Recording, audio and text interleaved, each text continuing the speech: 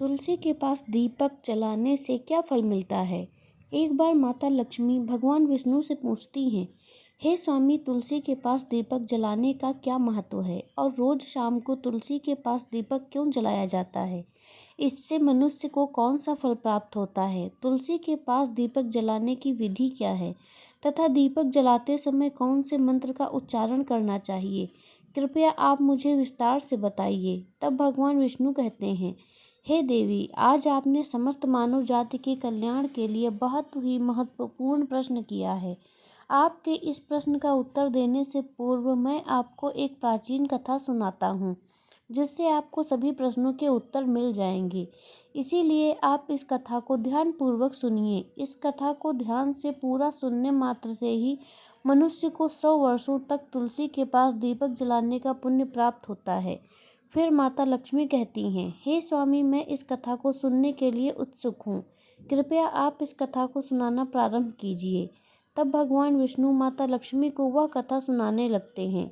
हे देवी, पूर्व काल की बात है। दक्षिण दिशा में तुंगभद्रा नाम की एक बहुत बड़ी नदी है। इस नदी के किनारे पर हरिहरपुर नाम का एक अत्यंत सुंदर नगर बसा हुआ था। उसी नगर में काशी नाम के एक ब्राह्मण निवास करते थे। वे अत्यंत गुणवान, चरित्रवान, धर्म कार्य करने वाले तथा वेदों के मार्ग पर चलने वाले थे। उन्होंने समस्त शास्त्र का अध्ययन किया हुआ था। उस ब्राह्मण की एक पत्नी थी, जिसे लोग दुराचार कहकर पुकारते थे, क्योंकि उसके कर्म ही उसके नाम के अनुसार थे। वह सदैव ही अपने पति को अपमानित करती थी। वह अपने पति के लिए कुवाच्य कहती थी, पति को भयंकर दुख देती थी, पति के लिए कभी भोजन नहीं बनाती थी। उसने अपने पति के साथ कभी शयन नहीं किया, कभी उसके साथ प्रेम से व्यवहार नहीं किया। पति के मित्र, परिवार के लोग घर पर आते तो वह स्त्री उनको अपमानित करके भगा दिया करती थी और स्वयं काम भाव से उत्पन्न होकर निरंतर अन्य व्यभिचारिणी स्त्रियों के साथ घूमा करती थी। उसका मन पति को छोड़कर पराये पुरुषों में लगा रहता था। उसने कभी अपने पति से प्रेम से बात नहीं की, किंतु पराये पुरुषों के संग बैठकर बातें करती थी। इसीलिए पुरुषों को मोहित करने के लिए सज धज कर गांव में घूमने जाया करती थी। कभी वह वन में किसी वृक्ष के नीचे खड़ी रहकर सुंदर पुरुषों की राह देखने लगती और किसी दुष्ट पुरुष को मोहित करके उसके संग भोग विलास किया करती थी। फिर एक दिन वह दुराचारिणी स्त्री वन में जाकर एक वृक्ष के नीचे खड़ी हो गई। उसका चित्त काम से भरा हुआ था। वह किसी सुंदर कामी पुरुष की राह देख रही थी, किंतु बहुत समय निकलने के बाद भी उस स्थान पर कोई पुरुष नहीं आया।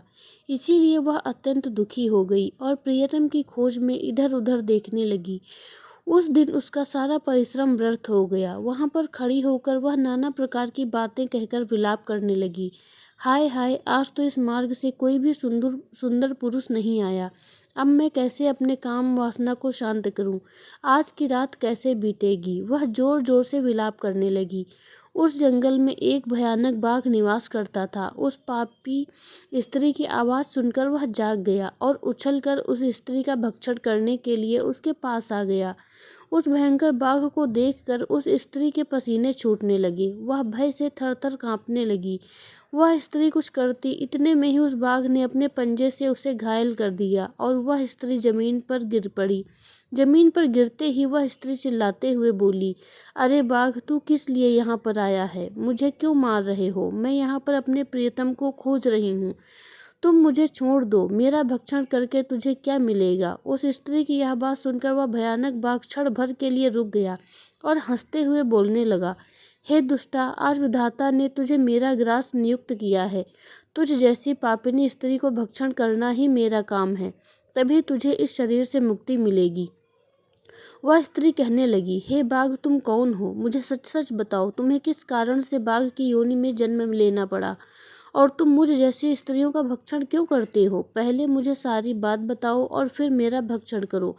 फिर बाघ कहने लगता है, हे पापिनी, मैं तुझे मेरे पूर्व जन्म का वृतांत सुनाता हूँ, किस कारण मुझे बाघ बनना पड़ा। पूर्व काल में दक्षिण देश में एक नदी थी। उस नदी के तट पर एक नगरी बसी हुई थी।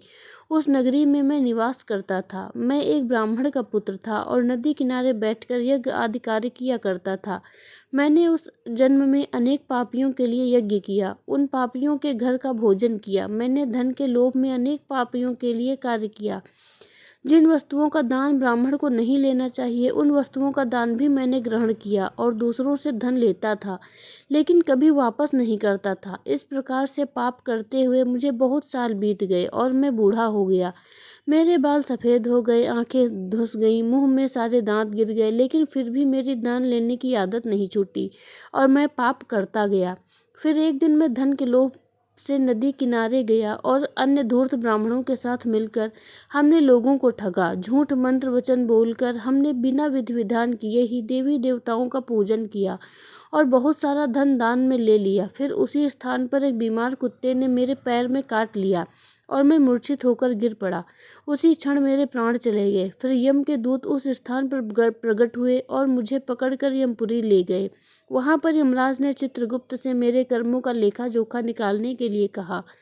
फिर चित्रगुप्त कहने लगे, हे धर्मराज, इस ब्राह्मण ने घोर पाप किए हैं। इसने दूसरों से झूठ कहकर धन लूटा है, विधि विधान से पूजा न करके झूठ बोलकर मंत्र भगवान का अपमान किया है। इसीलिए यह पापी ब्राह्मण केवल नरक जाने के ही योग्य है। फिर यमराज ने अपने दूतों को आदेश देकर मुझे नरक की अग्नि में डाल दिया। अनेक वर्षों तक नरक की सजा भोगने के बाद मुझे बाघ का शरीर प्राप्त हुआ और मैं इस दुर्गम वन में निवास करने लगा। मैं अपने पूर्व जन्म के पापों को याद करके कभी महात्मा, साधु पुरुष, सती स्त्रियों का भक्षण नहीं करता हूँ। मैं केवल पापी, दुराचारी तथा उल्टा स्त्रियों का ही भक्षण करता हूँ, ताकि मुझे पाप से मुक्ति मिल जाए। इस प्रकार से उस बाघ ने अपने पूर्व जन्म का वृतांत सुना दिया और उस स्त्री के कहने लगा, हे पापनी, तेरे आचरण से तू उल्टा दिखाई पड़ती है। अपने पति को छोड़कर तू इस वन में अन्य पुरुषों के साथ भोग विलास करने के लिए आई है, इसीलिए आज तू मेरा ग्रास अवश्य बनेगी। इतना कहकर उस बाघ ने अपने तीक्ष्ण नाखून से उस पापी स्त्री के टुकड़े टुकड़े करके उसे खा लिया। फिर उस स्थान पर यम के दूत प्रकट हुए और उस पापिनी स्त्री को उठाकर यमपुरी ले गए। वहां पर उसे यमराज के सामने खड़ा किया गया। फिर चित्रगुप्त ने उस स्त्री का लेखा जोखा निकालते हुए यमराज से कहने लगे, हे धर्मराज, यह स्त्री तो अत्यंत पापिनी है। इसने घोर पाप किए हैं, इसने व्यभिचार किया है, इसने अपने पति की कभी सेवा नहीं की, अपने पति को भूलकर पराये पुरुषों के संग भोग विलास किया करती थी। उसके पाप को सुनकर यमराज ने उस स्त्री को अग्नि से भरे हुए कुंडों में डालने का आदेश दिया। अनेक वर्षों तक उसे उस कुंड में पकाया गया, फिर उसे निकालकर दूसरे नरक में डाल दिया गया। इस प्रकार से उसे अनेक वर्षों तक अलग अलग नरकों में डाला गया और नरकों में डालने के बाद वह महापापी स्त्री पुनः पृथ्वी लोक पर आकर चांडाल के रूप में उत्पन्न हुई। चांडाल के घर में जन्म लेकर वह फिर से अनेक पाप करने लगी, व्यभिचार करने लगी, अनेक पापी पुरुषों के संग विहार करने लगी। कुछ समय बाद पूर्व जन्म के पापों के कारण उसे कोढ़ का हो गया और वह भयानक पीड़ा सहन करने लगी। उसका अंग अंग जलने लगा, उसके नेत्रों में पीड़ा होने लगी। इस दुख को सहन करती हुई वह दिन बिताने लगी। फिर एक दिन वह तीर्थ में स्नान करने के उद्देश्य से अनंतपुरा में चली गई। वहां पर वह एक आश्रम के बाहर निवास करने लगी। वहां उस आश्रम में एक तुलसी का पौधा था। अन्य स्त्रियों को वहां पर तुलसी के पास दीपक जलाते हुए देखकर उस पापी स्त्री ने भी वही किया। उसने तुलसी के पौधे के पास एक दीपक जला दिया। फिर उसी रात हृदयघात से उसकी मृत्यु हो गई और यमराज के दूत उसे ले जाने के लिए वहां पर प्रकट हुए। जैसे ही यम के दूत उस पापी स्त्री को पाश में बांध कर ले जाने लगे, तभी भगवान विष्णु के दो पार्षद उस स्थान पर प्रकट हुए और उन्होंने उन दोनों को रोक लिया और कहने लगे, हे दूतों, इस स्त्री को तुम छोड़ दो। यह स्त्री नरक जाने के योग्य नहीं है। तुम किसके आदेश से ऐसा अधर्म कर रहे हो? फिर यम के दूत कहने लगे, हे पार्षदों, हम यमराज के आदेश से इस पापी स्त्री को उठाकर ले जा रहे हैं, किंतु आप हमें किस कारण से रोक रहे हैं? यह स्त्री अत्यंत पापी है, इसे नरक में ले जाने की आज्ञा मिली है। फिर पार्षद कहने लगे, हे दूतों, यह स्त्री तो विष्णु भक्त है, यह नरक जाने योग्य नहीं है। इसने शाम को तुलसी के पास दीपक जलाया है, इसी कारण इसे इसके समस्त पाप नष्ट हो गए हैं, इसीलिए अब यह नरक जाने के योग्य नहीं है, यह स्वर्ग जाने की अधिकारी बन चुकी है। पार्षदों की बात सुनकर यमदूतों ने उस स्त्री को उस स्थान पर छोड़ दिया और यमलोक लौट गए। वहां जाकर उन्होंने यमराज को सारा वृतांत सुना दिया। फिर भगवान विष्णु के पार्षद उस स्त्री को दिव्य विमान में बिठाकर स्वर्ग लोक ले गए। भगवान विष्णु कहते हैं, हे देवी, इस प्रकार से तुलसी के पास केवल दीपक जलाने मात्र से ही मनुष्य के सभी पाप नष्ट हो जाते हैं। जो स्त्री नित्य शाम को तुलसी के पास दीपक जलाती है वह सौभाग्यशाली बनती है। उसके पूर्व जन्मों के सभी पाप नष्ट हो जाते हैं, उसे सुख समृद्धि की प्राप्त होती है। रोज तुलसी के पास दीपक जलाते समय इस मंत्र का उच्चारण करना चाहिए।